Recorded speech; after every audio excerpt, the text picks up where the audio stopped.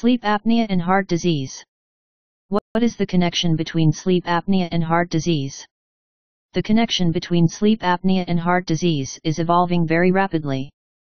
People with cardiovascular problems such as high blood pressure, heart failure, and stroke have a high prevalence of sleep apnea. Whether sleep apnea actually causes heart disease is still unclear, but we do know that if you have sleep apnea today, the chance that you will develop hypertension in the future increases significantly.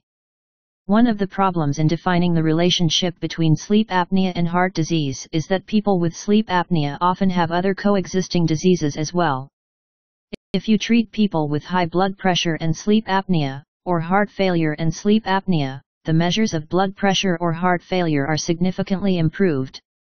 There is good evidence to think there is a cause and effect relationship between hypertension and sleep apnea. Why does your blood pressure go up when your sleep is disrupted by sleep apnea? Your blood pressure will go up because when you're not breathing, the oxygen level in your body falls and excites receptors that alert the brain. In response, the brain sends signals through the nervous system and essentially tells the blood vessels to tighten up in order to increase the flow of oxygen to the heart and the brain, because they have priority. The problem is that things that go on at night tend to carry over in the daytime, even when the sleep apnea patient is awake. The low oxygen levels at night seem to trigger multiple mechanisms that persist during the daytime, even when the patient is breathing normally. How can CPAP, continuous positive airway pressure, reduce the cardiovascular consequences of sleep apnea? The available evidence tells us that when you treat people with sleep apnea using CPAP, their blood pressure is not only lower at night, it's also lower during the day. That's a very good thing.